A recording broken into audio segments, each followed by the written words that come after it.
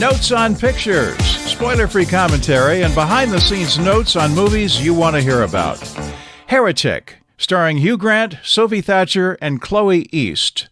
Written and directed by Scott Beck and Brian Woods. Shot by Chung Chong-hoon. Edited by Justin Lee. This horror movie is a showcase for Hugh Grant's performance as the sinister Mr. Reed, at whose door two young Mormon missionaries arrive one evening in hopes of saving his soul. The missionaries are played by Sophie Thatcher and Chloe East, who are also impressive.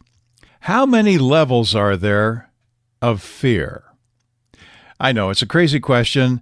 When something has no quantifiable units of measure, any numerical descriptor is meaningless. Like when the ad says, this tooth whitener will brighten your teeth 6 shades.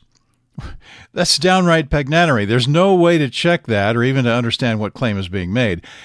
But if there are 7 shades of fear, these young actresses, Sophie and Chloe, hit them all and demonstrate fully and convincingly the fundamental properties of each and every one. There's a succession, an acceleration, a disturbing crescendo of terror in their eyes and faces as we go through the movie.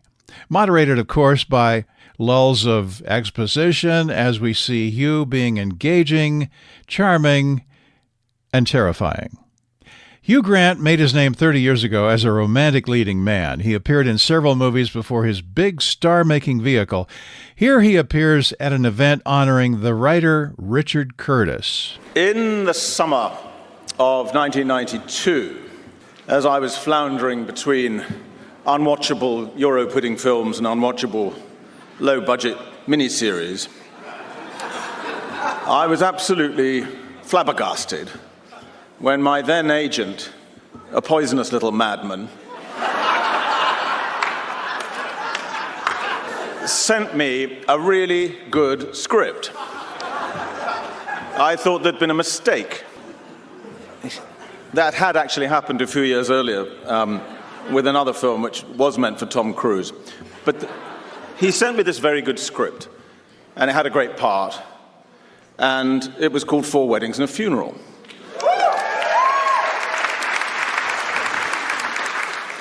I went to the audition, and frankly, I was rather good. And it was lovely because the director, Mike Newell, liked me and wanted me. And the producer liked me and wanted me. And the money people wanted me. And the only person who didn't want me, and in fact took such an instant and violent dislike to me, that he did everything in his power to stop me getting the part, was the writer. And it is this arsehole who we are going to honor tonight. Hugh appeared in a succession of hits which turned him from a character actor into a romantic comedy leading man.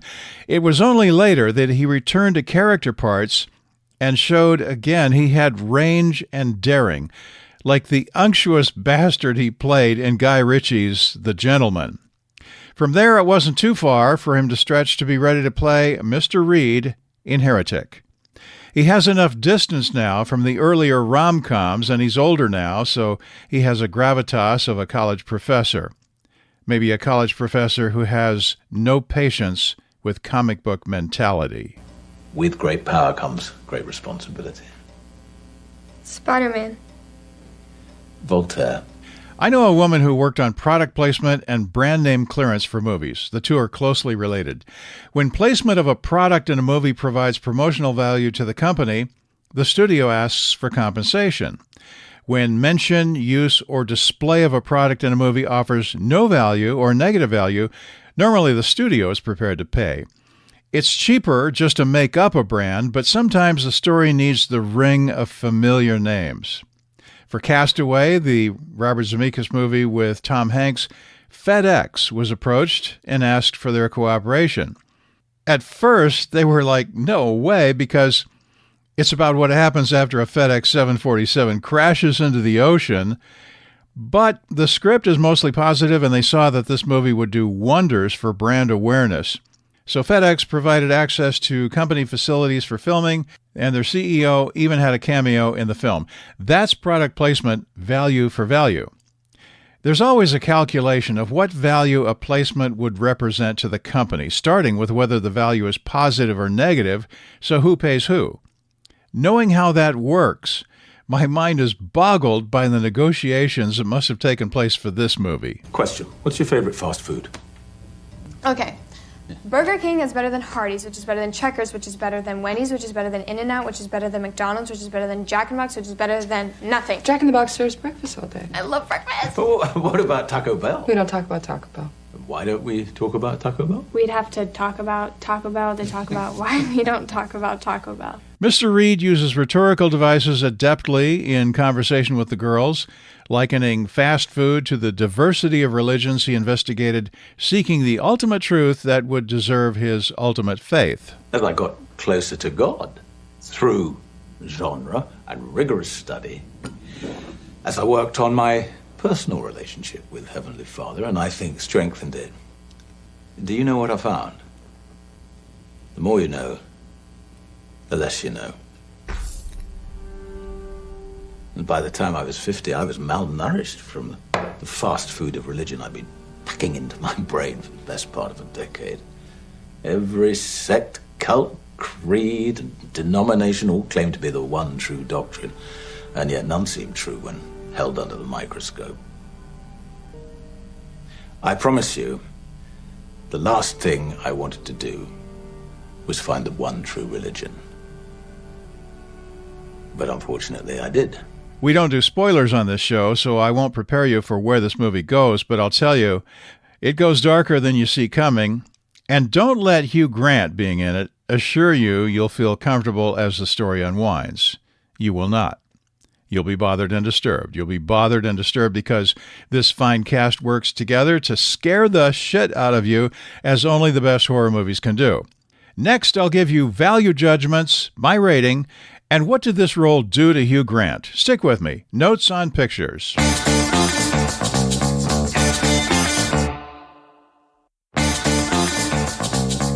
Notes on Pictures, describing and somewhat preparing you for Heretic, the horror movie that lets Hugh Grant loose to do his diabolical rendering of a madman with a sound mind and an antipathy for Mormon proselytizers trying to bring him to the light of their faith. He demonstrates how simple-minded he thinks they are. He shows he thinks they're expendable as pawns in a grotesque experiment he's designed with equal measures of craft and malice. This is a new level of darkness in Hugh Grant's performing career. A reporter asked him how hard it is to separate from a character like that when filming is finished. It's still very much with me. I killed 3 people this afternoon. I feel awful about that. Hugh steals the show in this movie, as we knew he would, but what you might not have expected was how good the two girls are aiding and abetting the impact of this movie on an innocent, unsuspecting audience. They hit every note just right, through those 7 or 8 or 9 levels of fear with never a wrong note. Sophie Thatcher went from this movie to the starring role in Companion, a movie about a robot girlfriend who gets dumped by her owner/boyfriend, and she is beautiful, angry, deadly, and spectacular. You got to see that movie. Both actresses were raised in the Mormon Church, but neither remains an active member of the church. This movie doesn't care if you're a holy roller or an atheist or somewhere in between. Either way, it'll scare the bejesus out of you. I have to give credit to the writer-directors Scott Beck and Brian Woods. These guys worked their way up from making independent films on a shoestring in college with classmates to writing and directing the science fiction film 65, starring Adam Driver. They're a great American success story driven by talent, ambition, and a fair amount of luck. It always takes luck. This film has 3 acts. In Act 1, we get to know the girls. They're rendering with interesting detail, far from stereotype. One girl describes to the other her reaction watching a porn film. She's analytical and entirely intellectual in her description of her revulsion to the material and how she doesn't think it worked as a film. We learn more about their relationship with the church and with life as they push their bicycles to Mr. Reed's house, following up a lead they were given. In Act 2, we see Mr. Reed spin his web of seduction, getting the girls to violate the rule that they're not to enter a house with a man in it without a woman also being present. They begin to understand little by little the peril they're in and how they're trapped. In Act 3, the movie changes from seduction to rape. Not actual physical rape, but probably something worse. Things get ugly, and as in all good horror movies, it gets worse than you thought. Much worse. I can just imagine Hugh Grant reading the script for the first time, turning the pages and saying, "Oh my fucking God!" You won't be saying that. You won't be as detached as that. You won't have the script in your hands to remind you it's only a movie. I give Heretic a 95. Excellent on all counts, maybe a little convoluted in the final act, but admirably executed, and the end credits will bring you relief and joy. You will breathe again.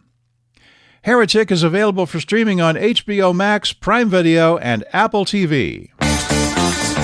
Get your second opinion first anywhere you get podcasts. Notes on pictures, spoiler-free commentary, and behind-the-scenes notes on movies you want to hear about. Thanks for listening. I'm Monterey Jack.